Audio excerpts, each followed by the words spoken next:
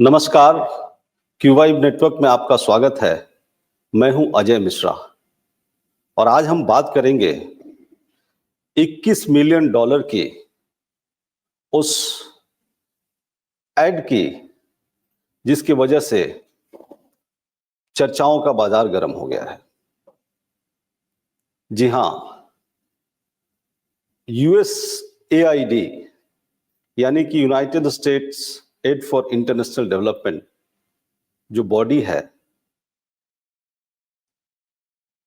जब से ट्रंप साहब आए हैं और मस्क साहब की जो डॉज मंत्रालय है उसने तो उस बॉडी को लगभग खत्म सा कर दिया है। उस बॉडी के तरफ से जो अभी एक ट्वीट आया और उस ट्वीट में ये बात आई कि 21 मिलियन डॉलर वहां से ट्रांसफर हुए थे भारत में वोटर टर्नआउट बढ़ाने के लिए। अब ये बात कब की है? ऐसी बात आ रही है कि 2012 के लगभग की बात है और इलेक्शन कमीशन के साथ कुछ करार हुए थे। उस करार के तहत पैसे आए, कौन उसका बेनिफिशियरी है ये पता करना, कब आया, किस अकाउंट में आया, ये तो कुछ सेकेंड्स की बात है, सरकार जब चाहे पता कर सकती है। लेकिन बजाय इसके कि आया, कब आया, किसके पास आया, उस फंड का क्या यूज हुआ, एक नया डिबेट छिड़ गया है कि वो फंड कांग्रेस के समय आया, कांग्रेस इस तरह की फंडिंग लेती थी और कांग्रेस इस तरीके की फंडिंग से पॉलिटिकल मैंडेट को मैनिपुलेट करती थी। अब कांग्रेस कह रही है कि अगर 2012 में आया और कुरैशी साहब उस समय चीफ इलेक्शन कमिश्नर थे, उनके होते हुए आया, तो उसके बाद जो सबसे बड़ा चुनाव हुआ 2014 का, जिसमें मोदी जी जीत के आए, जिसमें बीजेपी जीत के आई, तो क्या वो पैसा वो बीजेपी को जिताने के लिए ली थी? या फिर सवाल ये बनता है कि क्या वो फंडिंग बीजेपी को जिताने के लिए हो रहा था? बीजेपी तो पल्ला झाड़ रही है कि ये सारी जो गंदगी है, ये सारी जो सब कुछ, ये सब कांग्रेस के समय का है, हमारा उससे कोई लेना देना नहीं। मुझे तो इस बात का अफसोस हो रहा है कि वो जो फिगर्स आए हैं कि इंडिया को 21 मिलियन डॉलर मिला, इसी तरीके की पॉलिटिकल लैंडस्केप को स्ट्रेंथन करने के लिए बांग्लादेश को 29 मिलियन डॉलर दिया गया, नेपाल में इसी तरीके के काम के लिए 39 मिलियन डॉलर दिया गया। अरे भाई साहब, कुछ तो कम से कम भारत की हैसियत की बात होती है। हाँ, 21 मिलियन डॉलर पे हम लोग फंसे हुए हैं। नेपाल और बांग्लादेश, उनको भी हमसे ज्यादा मिल रहा है। ये कौन सा फंडिंग का खेल है? और वो कौन सी एजेंसी है जो फंडिंग कर रही है? आज अमेरिका में सब जगह डॉज ने यूएसएआईडी के लिए थू थू का माहौल कर दिया है। एक तो उसको बंद भी कर दिया है। 120 देशों से ज्यादा देशों में कम से कम वो इस तरह की फंडिंग कर रही होती है और तमाम डेवलपमेंट के भी काम कर रही होती है। लेकिन ये जो पर्टिकुलर मामला है वो है 486 मिलियन डॉलर का, जो एक एजेंसी है जिसका नाम है consortium for elections and political process strengthening. इस एजेंसी के मार्फत पॉलिटिकल मैनिपुलेशन के लिए फंडिंग किया जा रहा था। अब सवाल यह है कि ये ट्रंप साहब कह रहे हैं और सारा दोष बाइडेन साहब पे मढ़ा जा रहा है कि ये सब कुछ जो हो रहा था उनके कार्यकाल में हो रहा था। बाइडेन साहब तो 2020 से लेकर 24 तक थे, उसके पहले भी सरकारें थी, उसके पहले भी डेमोक्रेट पावर में थे, रिपब्लिकन पावर में थे। और ये जो बॉडी है, इस बॉडी पे दोनों ही पक्ष के लोग घुसे हुए हैं। यूएसएआईडी में बैरक ओबामा साहब की मां काम करती थी।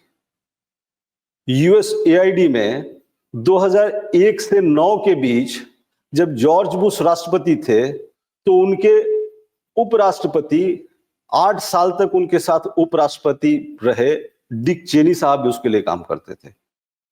तो कहने का मतलब यह है कि वो एक एजेंसी ऐसी है जिसमें डेमोक्रेट, रिपब्लिकन सब के सब शामिल हैं। बल्कि ये जो consortium for elections and political process strengthening जो एनजीओ है जिसके मार्फत ये चीजें आई हुई हैं, उसमें अगर स्टेक देखा जाए तो 20% का स्टेक रिपब्लिकन्स का है तो 40% का स्टेक डेमोक्रेट्स का है तो सभी उसमें। अब ये बात हो गई कि हमें ये फंडिंग नहीं देनी है। अब देखा जाए तो ये जो एजेंसी है इसका जो ऑफिस है वो अर्लिंगटन में है और जहां से ऑपरेट करती है उसके थोड़ी ही दूरी में पेंटागन का हेड ऑफिस है, उसके थोड़ी ही दूरी में CIA का हेड ऑफिस है। यानी कि ये जो कुछ भी हो रहा था पेंटागन या CIA उसके जानकारी में नहीं है, जानकारी से हटके नहीं हो रहा था और ये काम तो लगातार होते रहा है। अभी हाल में पिछले सप्ताह जब तक प्रधानमंत्री ट्रंप साहब से मिलने के लिए नहीं गए थे तो देश में एक ही बात की चर्चा थी कि हमारे तो इज्जत की ऐसी तैसी कर दी गई है। एक विमान आया US एयरफोर्स का जिसमें 104 लोग आए, हाथों में हथकड़ियां बांधे हुए, पैरों में बेड़ियां लगाए हुए। पूरे देश में काफी इस बात की भर्त्सना हो रही थी कि ये भारत के स्वाभिमान को आघात है। मांग हो रही थी कि अमेरिका से कहा जाए कि अरे जिस तरीके से कोलंबिया ने विरोध किया, अन्य देशों ने विरोध किया, हम भी विरोध करें कि नहीं वो हमारे नागरिक हैं, उनके साथ में ऐसा नहीं होना चाहिए, उनको सम्मान के साथ में वापस लाना चाहिए। प्रधानमंत्री वहां गए थे तो ट्रंप साहब के मुलाकात में ऐसी बहुत उम्मीद थी कि शायद इस विषय में कोई बात हो। तो प्रधानमंत्री ने वहां से कहा कि ये इलीगल इमाइग्रेशन का एक बड़ा इकोसिस्टम है जिसमें कि हमारे यहां के भी लोग हैं, आपके यहां के भी लोग हैं, बाकी जगह के भी लोग शामिल हैं। हमें इस इकोसिस्टम को खत्म करना है। अब इस इकोसिस्टम के खत्म करने की बात हुई तो शायद ऐसा लगा कि कुछ राहत मिलेगी, पर प्रधानमंत्री वापस आए, उनके पीछे पीछे शनिवार शाम को एक नया एयरफोर्स का प्लेन 116 लोगों को लेकर के आ गया। फिर अगले दिन सुबह संडे को 112 लोग आ गए। मतलब कि प्रधानमंत्री के जाने के पहले एक जत्था आया था, उनके वापसी पे 2 जत्थे आ गए। भगवंत मान साहब पंजाब के मुख्यमंत्री कह रहे हैं, अरे सारा हमारे यहां क्यों लेकर के आ रहे हो भाई, पंजाब की बदनामी हो रही है। इसमें हरियाणा के भी लोग हैं, इसमें गुजरात के भी लोग हैं। ज्यादातर लोग मतलब पंजाब, हरियाणा और गुजरात के ही हैं, और भी लोग हैं जो 2-4-5 अलग अलग राज्यों के हैं। कह रहे कि सारे फ्लाइट्स हमारे यहाँ क्यों उतर रहे हैं, इसको कहीं और भी तो लेके जाओ, हमारी बदनामी हो रही है। लेकिन उनकी बात कोई सुनने वाला है नहीं। डिपोटेशन उसी तरह लगातार US से जारी है और अभी 7.5 लाख लोगों कम से कम उस फ्रेमवर्क में हैं कि जो इलीगल करार दिए गए हैं। पता नहीं ये कब तक चलेगा। पहली तो माना जा रहा है कि 18,000 लोग आएंगे, पर डिपोटेशन पे आप सवाल नहीं पूछ सकते हैं क्योंकि वो इलीगल माइग्रेंट्स थे। अमेरिका उनको एलियन कहता था। तो हम सवाल पूछ सकते हैं कि भाई साहब ये तो ठीक है, आप हमारे पॉलिटिकल सिस्टम को डिस्टेबलाइज करने के लिए, आप यहां के इलेक्टोरल प्रोसेस को मैनिपुलेट करने के लिए क्यों फंडिंग कर रहे थे? सवाल बनता है ना कि अगर इस तरह का मैनिपुलेशन वोटर टर्नआउट के लिए हो रहा था, जिसके लिए $21 मिलियन का फंड आ रहा था, तो वोटिंग परसेंटेज इंडिया में खराब थोड़ी है। अमेरिका से कम नहीं है वोटिंग परसेंटेज यहां पे। तो ये अगर कोई कर रहा था तो वो तो साफ साफ कर रहा था ना, खुले में कर रहा था। क्या हम उनसे पूछ सकते हैं, कह सकते हैं कि ये करना गलत है? बल्कि उल्टे वो तो खुद ही चौड़ा होकर बता रहे हैं कि हमने तो यहां दिया था, हमने तो वहां दिया था। अभी कुछ दिनों पहले शेख हसीना जी का एक इंटरव्यू आया था जिसमें वो साफ साफ कह रही थी कि अमेरिकी सरकार ने उनके सरकार को गिरा दिया, डिस्टेबलाइज कर दिया। सही भी है, $29 मिलियन तो ऐसे ही जा रहा है इस फिगर्स के हिसाब से उनके पास में। तो जो जनाक्रोश दिख रहा है, जिस तरह का विरोध दिख रहा है, हो सकता है उसके पीछे वो फंडिंग हो और वो फंडिंग काम कर रही हो। पर अभी जब मोदी जी ट्रंप साहब के साथ ज्वाइंट प्रेस कॉन्फ्रेंस कर रहे थे वहां पे, तो पत्रकारों ने पूछा कि बांग्लादेश को लेकर के आप क्या कहते हैं? तो उन्होंने कहा, अरे बांग्लादेश तो मोदी साहब देख लेंगे। अमेरिका की खुल के ऐसी नीति रही है कि वो बहुत चौड़े से जहां जो करना चाहता है करता है। जब से ट्रंप साहब आए, वो खुले में कहते हैं कि कनाडा को मैं अपना राज्य बना लूंगा। वो खुले में कहते हैं ग्रीनलैंड को मैं खरीदूंगा। वो खुले में कहते हैं कि गाजा पे मैं रिवेरा बनाऊंगा। वो खुले में कहते हैं यूक्रेन का माइनिंग रिजर्व्स मैं ले लूंगा। वो खुले में कहते हैं कि पनामा कैनल मैं ले लूंगा। तो भाई साहब, ये बात भी तो वो खुले में कह रहे हैं कि हमारे यहाँ की एजेंसीज आपको खुले में पैसा दे रही थी, आप पैसा ले रहे थे। यहां हम कहां लड़ रहे हैं कि ये पैसा लिए या वो पैसा लिए? पैसा कांग्रेस के समय आया, पैसा बीजेपी के समय आया। क्या ये सरकार इस बात का पता नहीं कर सकती है कि पैसा कब आया, किसके पास आया, और उन बेनिफिशियरीज पे सरकार क्या कार्रवाई करेगी?